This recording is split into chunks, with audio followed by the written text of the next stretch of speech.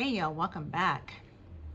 I've been thinking a lot about dating, and I never thought I'd say this, but the older I've gotten, the less interested I am in finding someone who completes me, and the more interested I am in finding someone who complements the life that your girl has already built. So here's the thing. I'm open to love, but what I'm not willing to do, what I will not do, is lose myself. Been there, done that. And y'all, this is such a departure for me, or from where I was just 10 years ago. And I would love to know if y'all share the same, similar view as I do on that. I am so excited to unpack all of this with y'all because I've been digging into some of the stats, and they pretty much confirm what I already have been hearing, what I've been witnessing. So yeah, this is gonna be good. All right, so we're gonna stick a pin in it, and we're gonna come right back in a minute because I gotta shout out my day ones who, even though it's just a few of y'all, you've been with me since day one, and I'm so appreciative, and I love y'all for that. And I also want to take an opportunity to welcome in those of you who are just visiting my channel for the first time. Welcome. So glad y'all made it here. Just to give you an idea of what I Am Becoming Me is about. This is a channel where we explore and we unpack midlife issues that are, how should I say, not a lot of discourse happening around these issues, and some of them are also not very mainstream. But here, we dig into them, and yeah, it gets interesting.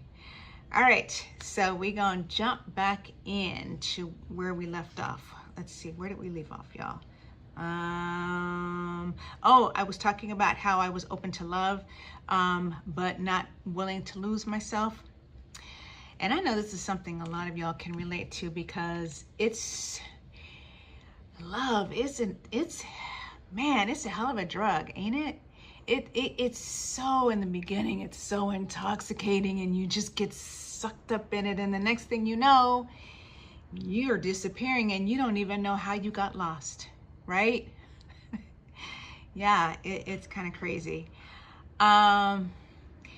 With that being said, I want to just kind of take a trip down memory lane, and I want to talk about the younger version of Yvette, shall we? So I guess, like many of you, I was socialized to believe that marriage was a 50-50 partnership, contract, whatever you want to call it. Everything was split down the middle, 50-50, until it wasn't. Another thing was, you had to be okay with not getting all your needs met. And a lot of it was about compromise, because two people in a relationship, a lot of times you want very different things. And so you had to figure out how to compromise. And a lot of us, we're not taught that. And so when we get into these relationships, it's a bit of a struggle. I was brought up during a time when you were expected to get married. And success equaled marriage. And if you weren't married, you were, and this is me saying this, I thought that if I didn't get married, I was flawed, seriously. Or if you were in a long-term relationship, it was expected to evolve into marriage. There was no other place for it to go. So the other thing that I was trying to remember was, I had to get used to being by myself. I had to get used to enjoying, or shall I say learning how to enjoy my own company, I had to get used to things like getting hungry and thinking, oh, I want to go out to dinner, but oh, I don't want to go by myself. So I had to learn how to go into a restaurant, sit down, open a menu, and be sitting there by myself and enjoying my own company and eating what I wanted to eat and not feeling like I had to share with somebody, or you know what I mean? It was so liberating. So the question for me isn't whether I want a relationship. It's more so about what kind of relationship fits the woman that I've become.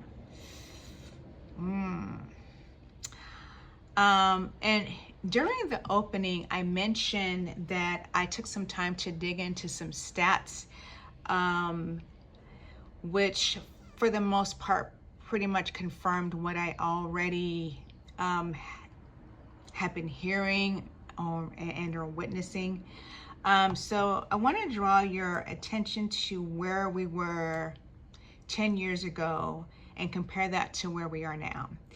And this is research that I got from Pew Research and Institute for Family Studies. Okay, so 10 years ago,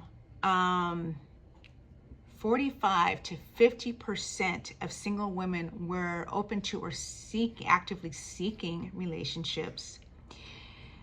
Digital dating apps were popular. Y'all remember Tinder? What were they? Tinder, Bumble. What's the other one? Hinge.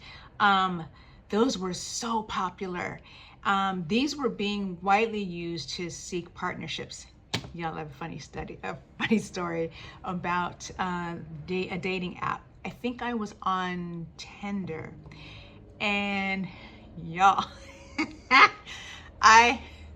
somehow, some way, my ex popped up in my queue, and this man was looking for someone 20 years his junior, 25 years his junior, and I was like, wow. But it didn't surprise me. Anyway, I digress.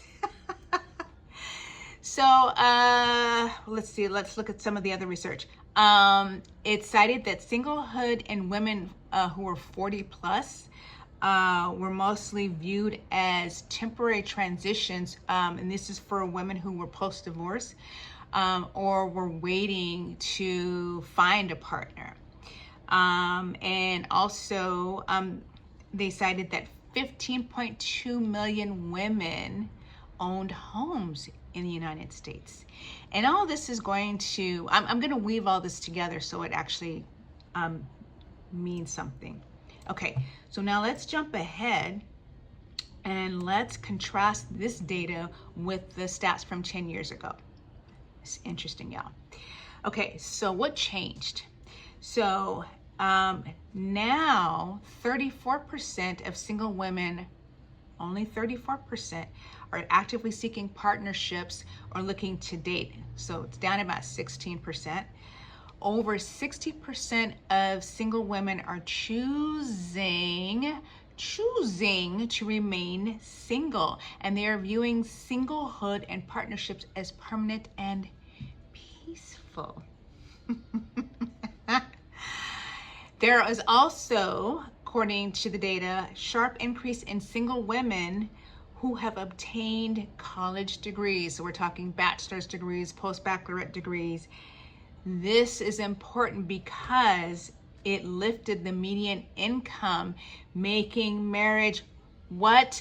A lifestyle choice. So we weren't as women so dependent on men or a partner to for economic necessity. That's what I was thinking. 20 plus million women, or 20 plus single women, are homeowners in the US. That is a 32% increase from 10 years ago. Let's see, they also cited that many women say maintaining independence is important in future relationships. And I think this is the category that resonated with me the most. It says that some couples choose committed relationships while living separately because it supports both intimacy and autonomy. And I think there are also, there's another term for it, LAT, living apart together. And the reason why I say this resonates with me is because I can see myself in a situation like that, where I've got my spot, he's got his spot, we get together, we hang out, we do things. Maybe I spend a weekend at his spot, he spends a weekend at my spot, and then we go back to our respective places, right? That works for me. Curious, how many of you are in that ballpark? I'm just curious. One thing I want to say about the statistics, that word just always gets me. That's why I say stats, because I just can't be getting tongue-tied with statistics. So when I read those stats, it liberated me, because what I realized, y'all, I wasn't unusual. I'm not a commitment phobe. I'm not afraid of commitment. Here's the thing. I'm gonna just say it. I simply value the life I built. Now, some of my girlfriends still believe that I'm marriage material, to which I just smile and I shake my head. Nah, your girl's not marriage material. There might have been a time, and I don't know if I told you, I've never been married. No, not once. And I was sad about that for some time, but now I'm so good with it. And what I'm so happy to also say is that midlife provided me with a lens to be really clear about the kind of love that I'm willing to accept and on my terms. So I'm curious, y'all. Would you say that midlife has changed what you're looking for in a relationship, or are you finding that what once mattered, it don't really so much matter anymore? I'm curious. Y'all let me know in the comments. All right, that's it, y'all, for today. Thanks for hanging out with your girl. And as always, continue leaning into the woman you are becoming. Love y'all.